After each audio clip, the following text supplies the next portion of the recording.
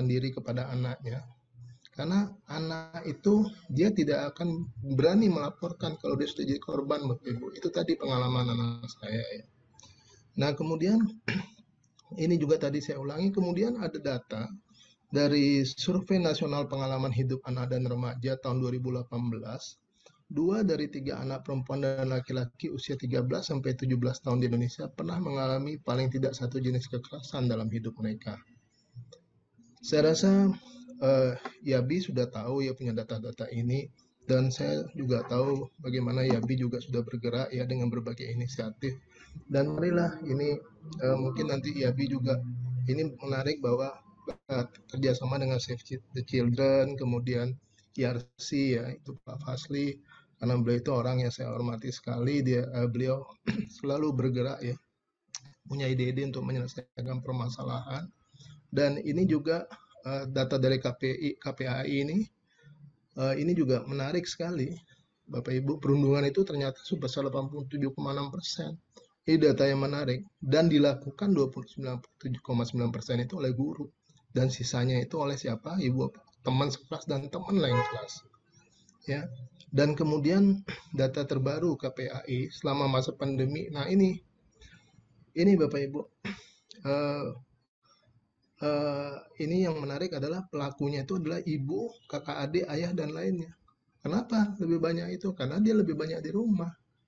Jangan-jangan di antara kita yang hari ini mengikuti webinar ini termasuk bagian dari pelaku itu. Ya, jangan-jangan. Ya, mungkin ibu bapak lihat ke sebelah gitu, padahal nggak ada teman di sebelahnya kan, karena diam sendiri di Zoom ya. Tapi mudah-mudahan, ternyata begitu. Nah, kemudian dampak yang ditimbulkan, Bapak Ibu ya, dari perundungan, ini kesehatan fisik, psikologi, dampak performa di akademik, dampak perilaku negatif ya. Mungkin nanti juga dari 3 narasumber akan menjelaskan ya dari hal-hal ini. Kemudian yang tadi saya katakan, pelaku dapat melakukan hal kekerasan yang menjadikannya seorang kriminal. Kalau dibiarkan, Ibu Bapak. Yang menarik dari perundungan ini adalah ada yang disebut namanya bystander, ya penonton. Dia tahu ibu, dia lihat gini ya, dia lihat, tapi dia tidak melakukan apa-apa. Nah ini sebenarnya yang masuk dalam menurut saya kelompok yang bisa menjadi bagian yang membahayakan. Karena dia bisa meniru kan ibu bapak. Lalu merasakan depresi, nanti itu bisa diekspresikan ibu bapak. Ya, suatu saat ya, ketika dia itu sampai pada satu titik, saya yakin namanya juga anak ya, dia nggak tahan. Nah ini yang berbahaya ibu bapak. Lalu kemudian data fakta juga ini saya sampaikan terkait dengan kekerasan seksual di pendidikan ya. Kita lihat saja bapak ibu, ini sebenarnya data yang dikaitkan dengan kemarin ya, Permendikbud nomor 30 tahun 2021 ya. Nah, itu terkait dengan pencegahan dan penanganan kekerasan seksual di satuan pendidikan tinggi. Jadi yang fokus kemarin Ibu Bapak itu di satuan pendidikan tinggi karena datanya di sana luar biasa sekali ya, Ibu Bapak. Di pendidikan tinggi itu, wah, itu banyak pelaku-pelakunya, Bapak Ibu, ya. Itu namanya kalau kami di kementerian mengatakan ada relasi kuasa, ya. Itu kan begini, misalnya senior junior, ya. Kemudian dosen sama mahasiswa, kemudian dekan sama dosennya, rektor sama di bawahnya. Itu relasi kuasa. Dan kami sudah mengeluarkan peraturan menterinya tahun lalu dan itu luar biasa reaksinya. Tapi alhamdulillah Ibu Bapak, sekarang banyak mahasiswa itu berani melaporkan dan sudah ada di 2 perguruan negeri, ya ini di Riau satu, kemudian satu di Sumatera Selatan. Dosennya itu masuk penjara Ibu Bapak. Nah inilah sebenarnya gerakan yang menurut saya kebijakan dari Mas Menteri ya yang sudah diambil ini penuh resiko. Tapi ini memang harus cepat dan kami juga berharap nanti YABI juga bisa menjadi bagian bagaimana kita menyelesaikan permasalahan ini. Ini data-datanya Ibu Bapak. Yang menarik sebenarnya Indonesia itu dianggap sebagai negara kedua paling berbahaya bagi perempuan di kawasan Asia Pasifik. Ini dari survei Value Champion tahun 2019. Lalu kemudian tahun 2018 data kekerasan seksual terjadi sebanyak 122 anak. Tahun 2021 meningkat, Ibu Bapak. Ini data dari KPAI. Akankah kita membiarkan, Bapak Ibu? Nah, kemudian regulasinya sebenarnya sudah ada ya.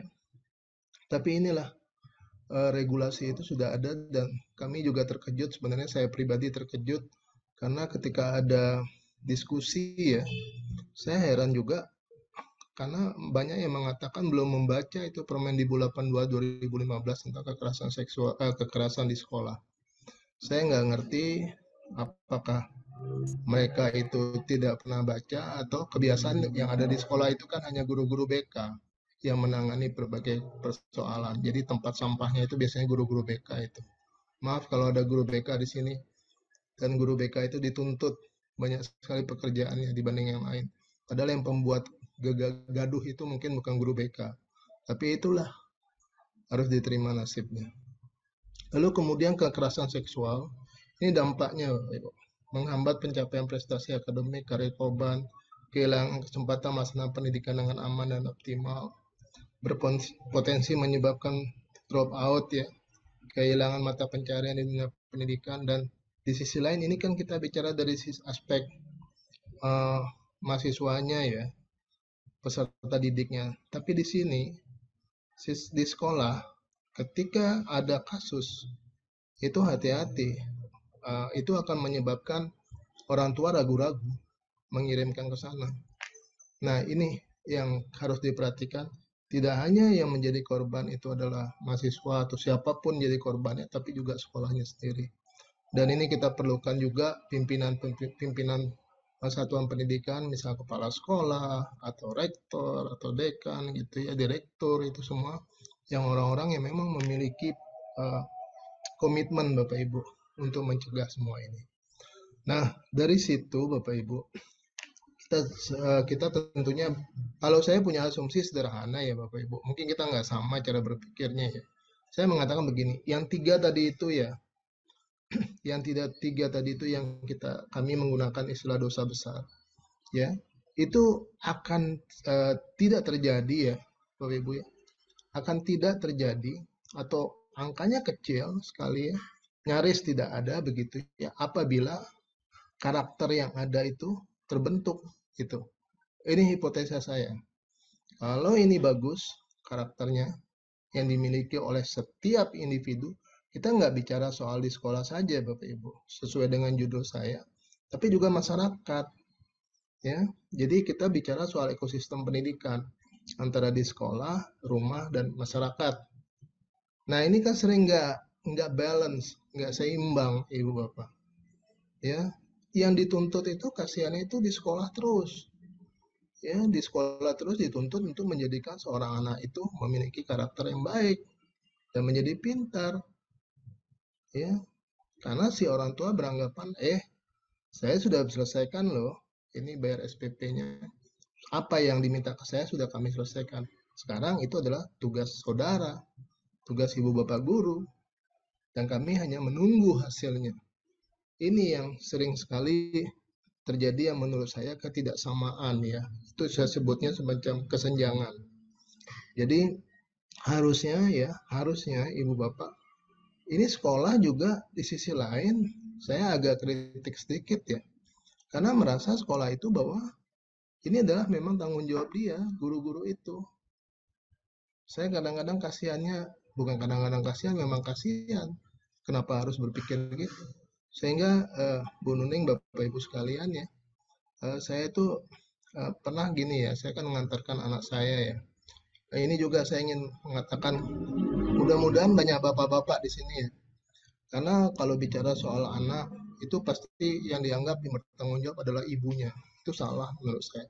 Parenting itu adalah terkait ibu aja, itu salah menurut saya. Harus peran seorang ayah itu penting menurut saya.